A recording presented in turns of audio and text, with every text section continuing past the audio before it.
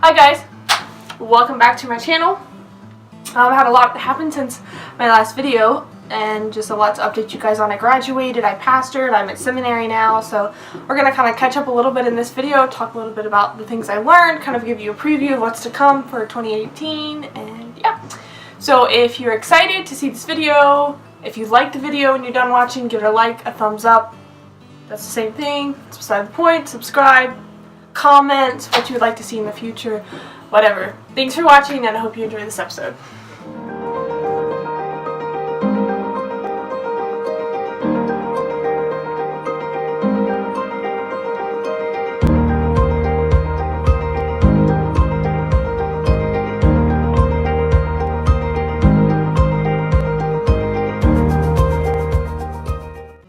Hi guys, welcome back. So this is going to be just kind of an update, like I said before, in my life.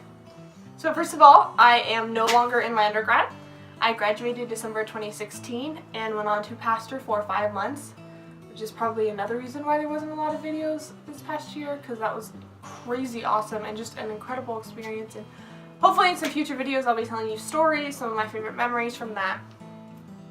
But now I am in seminary, which for those of you who are not familiar with those terms, that is basically the graduate school for theology. So if you're going to be a pastor or a chaplain or whatever, you have to go to seminary.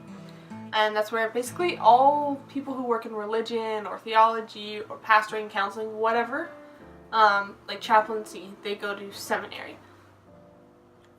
And I think it's pretty much becoming fairly mainstream now that most pastors are required to get their master's. So that's where I am right now, and it's really an interesting experience, and I'm really happy to be here. 2017, just kind of a year in review, was a really incredibly hard year for me.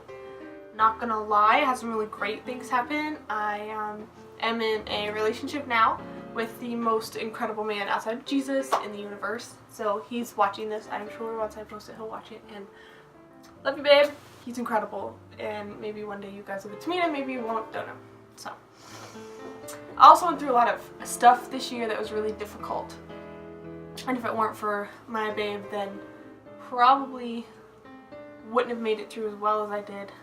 So I owe a lot to Jesus and a lot to him, and I've learned a lot about God this year. It's been a crazy year, definitely. I have lost a lot, I've gained some. And I think I've gained a lot of, hopefully, wisdom and experience. I don't say this sounds really arrogant. That's not what I'm trying to say. I'm trying to say I learned a lot in the school of hard knocks. And, you know, pain teaches you a lot. And that's kind of what this year has been. So I'm just tell you 3 things to kind of sum up 2017 and introduce 2018.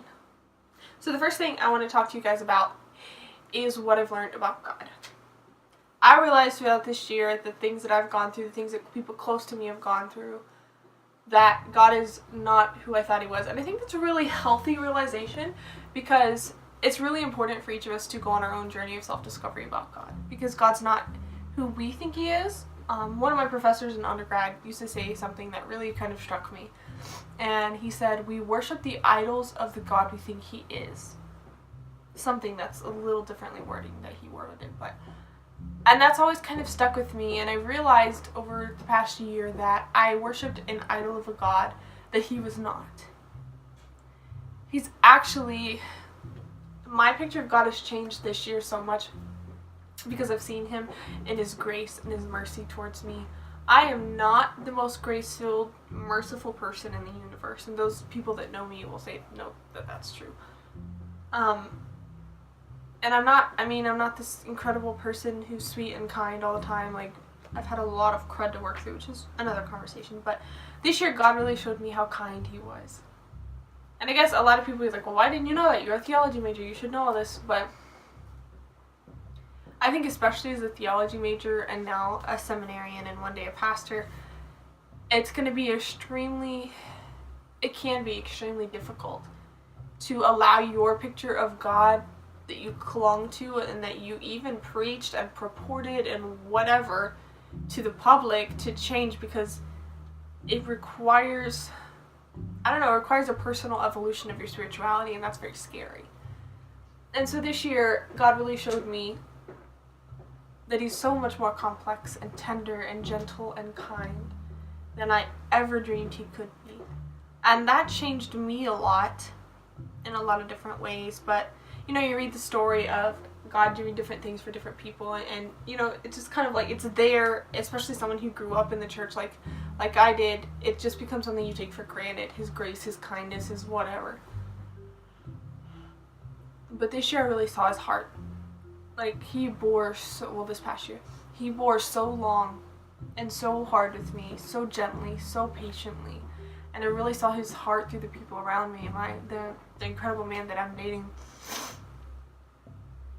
Just really, I saw God's love, Jesus' love for me in a new way through him and through my experiences. I'd come to a point in my life around May of 2017, that's last year, where I kind of expected pain from the hands of God, and I was perfectly okay with it. I recognize pain has a purpose, and pain has, you know, it does different things for us, and it shapes our character, and it's great, and not in a masochistic way, or whatever you want to call it, but I just accepted pain as something that could be a good thing, and you know, it can be. But I come to the point where I just expected pain at the hands of God. And 2017, I began to see God begin to do just incredibly good things for me. He gave me an incredible job, working with an incredible church. And then on top of that, he decided to give me an incredible boyfriend. And he just began doing all these good things, like down to the little details of at the camp meeting, which for those of you who are unfamiliar with the camp meeting, it's basically where the entire group of people in a region come together and have this big tent meeting, only it's not usually in tents. So just kind of the idea. It's basically a conference, but a lot more fun. And they have them every single year, so like you get to see people year after year that you've grown up with or whatnot. So even at camp meeting, I got to kind of realize a dream of kind of being a reporter, and that might seem like something that's really small to you guys. And I mean, I guess in the grand scheme of things, it could be considered that. But for me, it was like all these little things started falling into place. And for the first time, I saw God for who he truly is. And I use incredible a lot, but he's truly incredibly good. The second thing I learned a lot about myself. I had to come to a couple of realizations this year in that, the primary realization is that for pretty much my whole life, I've lived my life based on the expectations of others. So even down to my belief system, the way I acted, the way I dressed, the way I did life was totally based on what others wanted out of me. And so this year, I had to kind of let that go, and that's really a terrifying thing, and I lost some things, some jobs, some positions because of that. I'm not going to pretend like it was easy or simple or whatever, because it wasn't. It was terrifying. Being able to let go of who you thought you were and be able to take the journey of discovery and say, okay, you know, this is who I am. Let me discover who I am in Christ. What is my beliefs based on the Bible, not based on others' expectations of what I believe or what I should believe. And that's been a journey in and of itself. Just to be able to say, you know what, maybe I wasn't wrong, maybe I was. Let me explore that for myself. And it's scary because especially when you've lived like a lot of your life based on the expectations of other people, you know, people start getting disappointed in you. And for me, that was one of the worst things that could happen, is someone became disappointed in me. I didn't meet someone's expectations.